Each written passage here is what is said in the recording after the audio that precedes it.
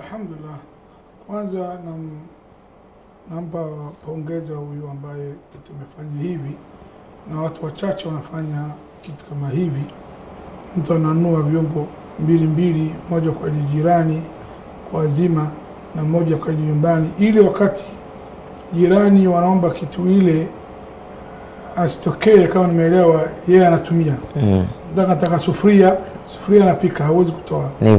Ni nzuri, ni kitu nzuri na tabia nzuri, na tabia Mtume Muhammad sallam, lazima mfanyie wema jirani yako. Na Allah Ta'ala katika watu miongoni wa watu napata adhabu, kasema watu wayamnauna almaun, wanamzuia watu hawembi kama wanazima vyombo, anamkatalia katika suratu al-Maun, uchoyo.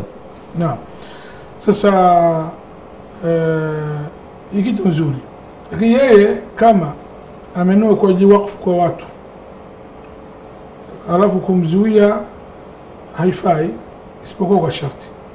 Lazima mfahamishe, jamani, mimi nimenunua hii kwa ajili nyinyi, naomba kila mmoja atunze hii, arudishe salama kwa ajili yenu.